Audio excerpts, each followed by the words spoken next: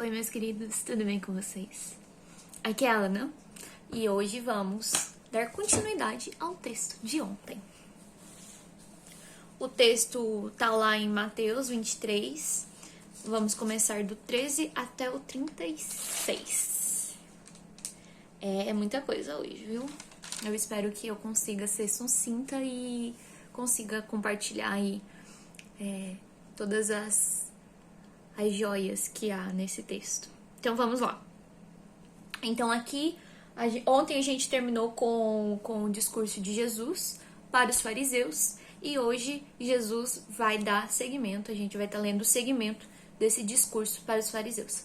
Quem são os fariseus mesmos? São os religiosos daquela época que eles pregavam as escrituras, mas eles não cumpriam. Eram os hipócritas. E também davam um jeito de distorcer aquela lei, de distorcer o que estava na Bíblia para ganho próprio. Então é para essas pessoas que Jesus está falando. Então vamos lá. Mas ai de vós, escribas e fariseus, hipócritas, pois que fechais aos homens o reino dos céus, e nem vós entrais, nem deixais entrais aos que estão entrando. Ai de vós, escribas e fariseus, hipócritas, pois que devorais as casas da viúva sob pretexto de prolongadas orações. Por isso sofrereis mais rigoroso juízo. Ai de vós, escribas e fariseus, hipócritas, pois que percorreis o mar e a terra para fazer um prosélito, e depois de o ter desfeitos, o fazei filho do inferno 2 vezes mais que vós.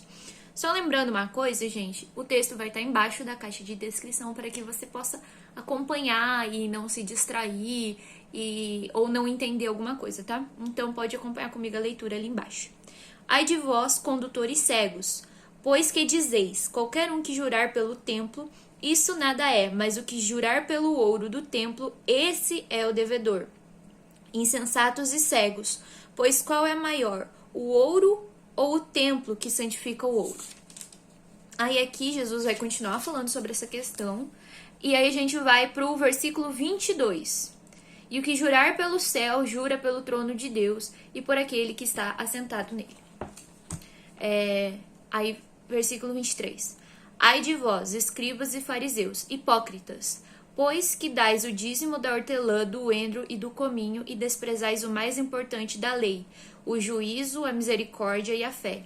Deveis, porém, fazer essas coisas e não omitir aquelas. Condutores cegos, quais um mosquito engolis um camelo. Ai de vós, escribas e fariseus, hipócritas, pois que limpais o exterior do corpo e do prato, mas o interior do copo e do prato. Mas o interior está cheio de rapina e iniquidade. Fariseu cego, limpa primeiro o interior do copo e do prato, para que também o exterior fique limpo. Ai de vós, escribas e fariseus, hipócritas, pois que sois semelhantes aos sepulcros caiados, que por fora realmente parecem formosos, mas interiormente estão cheios de ossos de mortos e de toda imundícia. Assim também vós exteriormente pareceis justos aos homens, mas interiormente estáis cheios de hipocrisia e de iniquidade. Ai de vós, escribas e fariseus, hipócritas, pois que edificais os sepulcros dos profetas e adornais os monumentos dos justos, e dizeis: se existíssemos nos tempos de nossos pais, nunca nos associaríamos com eles para derramar o sangue dos profetas. Assim vós mesmos testificais que sois filhos dos que mataram os profetas. Enchei vós, pois, a medida de vossos pais. Serpentes, raça de víboras, como escapareis da condenação do inferno? Portanto, eis que eu vos envio profetas, sábios e escribas, e a um deles matareis e crucificareis, e a outro deles açoitareis nas vossas sinagogas e os perseguireis de cidade em cidade, para que sobre vós caia todo o sangue justo que foi derramado sobre a terra, desde o sangue de Abel, o justo, até o sangue de Zacarias, filho de Baraquias, que mataste entre o santuário e o altar. Em verdade vos digo que todas essas coisas hão de vir sobre esta geração. Amém? Então, este texto tem muitas coisas para serem abordadas, mas para início de conversa, eu quero comentar com você.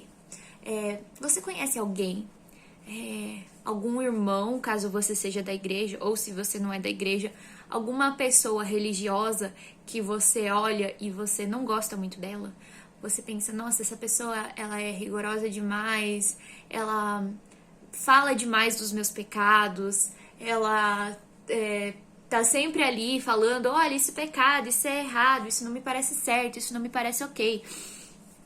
E aí você cria uma desavença com ela, ou então você é aquela pessoa que fala assim, eu não gosto de crente, porque eles ficam falando coisas que me desagradam, fico falando da coisa errada que eu faço, e eu não gosto que faça isso, eu não gosto que fale aquilo que tá errado. Mas ao mesmo tempo você é aquela pessoa que fala, nossa, se eu estivesse naquele dia, na época de Jesus, eu não o crucificaria. E aí eu te pergunto, será que não? Porque se esses crentes, verdadeiramente, esses crentes que você não gosta, ou que você julga, ai, porque falam que eu não posso fazer isso, ai, porque falam que isso aqui é errado, ou que isso aqui é escandaloso, ou, enfim, né? Essas coisas, falam que isso não me convém, que isso aqui não agrada a Deus. Mas se você condena essa pessoa e se você se desagrada da vida dela, você acha mesmo, e ela verdadeiramente prega o evangelho, ela verdadeiramente é uma crente, você acha que se você estivesse naquele momento com Cristo, você não iria querer crucificar ele também? Então, essa é a nossa primeira reflexão. E indo ao texto, a gente tem vários pontos que eu anotei aqui.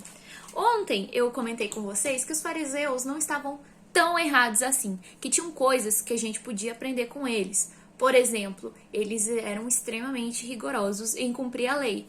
O erro estava onde? Em eles acharem que aquela lei os salvaria, e não Cristo, aquele que viria para cumprir a lei.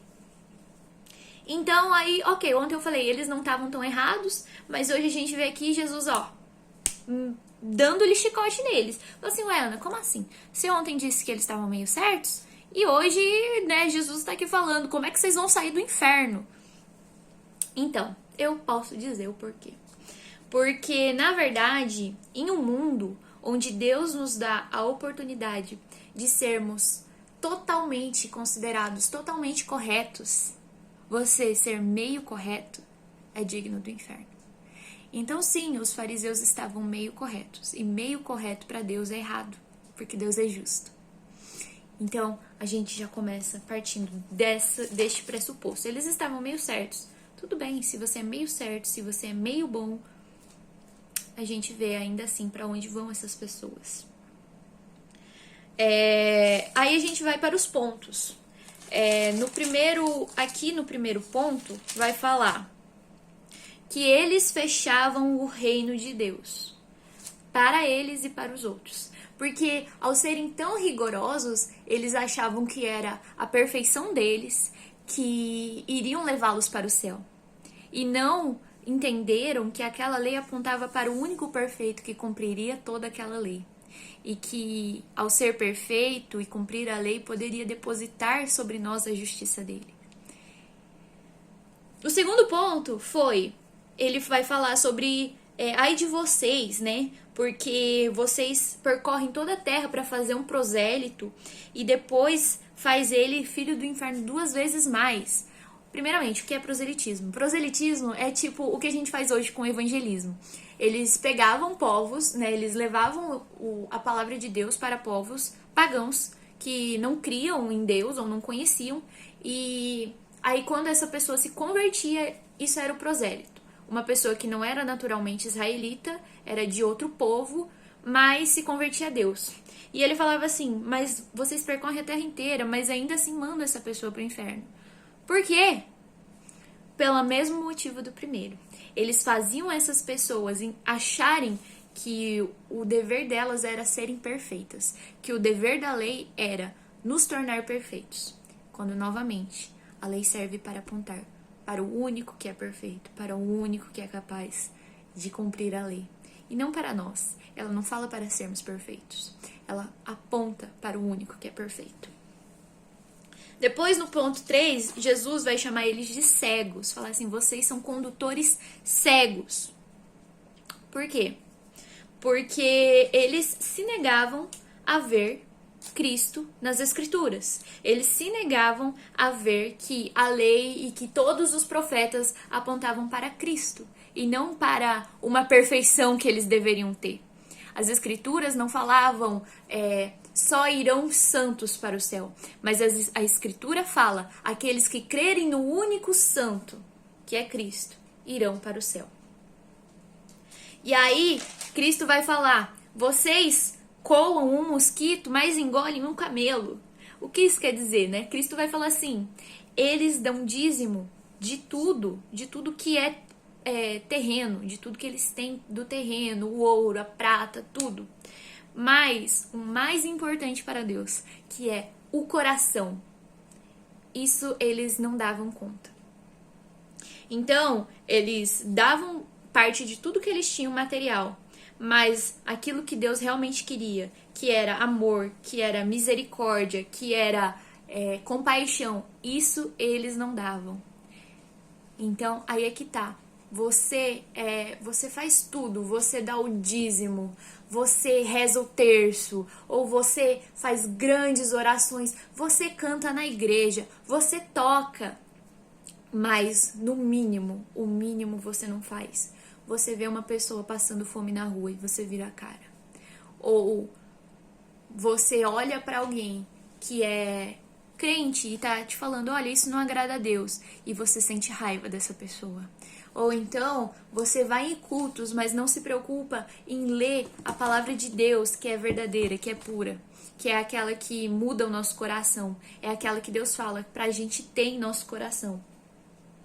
Depois aqui no texto, Jesus vai falar: vocês são sepulcros caiados. E o que são esses sepulcros caiados? Você já foi no cemitério, certamente, né? Então, existem aquelas sepulturas lindas, que tem anjos, que tem a imagem de Jesus crucificado, são lindas, assim, ou às vezes uma capela, que são lindas, são construções lindas. Então, elas são tão lindas que fazem até a gente esquecer o que tem dentro, que é uma pessoa morta, restos de um ser humano, vermes, imundícia, entendeu? É isso que é um sepulcro caiado. Ele é lindo por fora, a ponto de fazer a gente esquecer o que tá dentro, que são restos humanos, né? Então é isso que Jesus está falando: olha, vocês parecem lindos por fora, mas só tem imundícia dentro de vocês. O coração de vocês é podre, é cheio de ganância, é cheia de soberba, é cheia de egoísmo.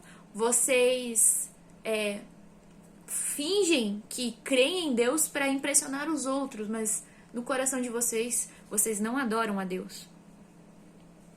E aí, o último ponto que Jesus vai falar é o seguinte: vai falar assim: vocês adornam os sepulcros dos profetas, mas falando: nossa, se fosse a gente na época dos nossos pais, a gente nunca teria feito isso. Mas aí ele vai falar no final: portanto, eis que eu vos envio profetas, sábios, escribas, e a uns deles matareis, outros crucificareis, alguns açoitareis nas vossas sinagogas, e os perseguireis de cidade em cidade, para que sobre vós caia todo sangue justo. Então, eles falavam: ah, não, se fosse na nossa época, a gente jamais teria perseguido Elias. Mas aí Jesus fala: mas e esses profetas que vocês vão matar no seu tempo? E Jesus fala pra você hoje: e os seus irmãos crentes que estão ali te falando: olha, isso aqui não me parece certo, isso aqui não condiz com a Bíblia. E você fala: fariseu. Você é um fariseu, você não sabe o que você tá falando, entendeu? Então, isso também serve, né? Ou se você não é uma pessoa religiosa e vem um crente e fala com você: nossa, eu já ouvi muito, infelizmente, assim, pessoas falando pra mim: odeio crente. Enfim, né? Então, será mesmo que se na época de Jesus, no período de Jesus, você também não crucificaria? E agora para aplicação. Como a gente pode aplicar tudo isso na nossa vida? Imagina que você foi no médico e o médico falou: olha, você tem uma doença incurável, mas eu vou te dar um remédio, vou te fazer uma prescrição aqui. Um remédio, 500 miligramas. A cada 12 horas você vai tomar e você vai curar e você não vai morrer. Tudo bem, você vai pra casa e por algum motivo esse remédio te custa muito. É muito difícil você conseguir esse remédio, seja pra comprar, seja pra fazer. É muito difícil. Então você pensa assim, não, eu não vou tomar 500 miligramas desse remédio. Eu vou tomar 250 miligramas, metade de 12 em 12, né?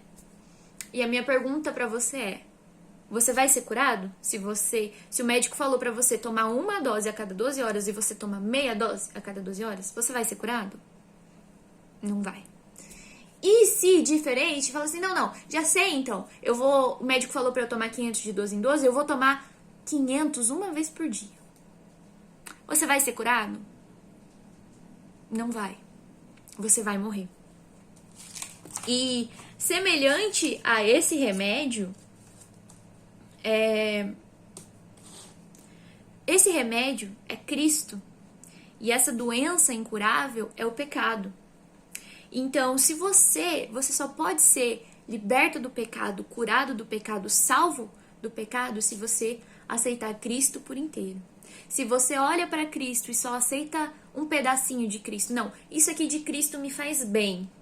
Isso aqui não, isso aqui é demais, isso aqui Cristo fala que é errado, mas eu gosto tanto de fazer. É a história do meio certo. O meio certo para Deus é errado. Então, ou você aceita Cristo por inteiro, toma a dose inteira e se cura, ou você toma meia dose e morre e vai pro inferno com essa meia dose. Entendeu?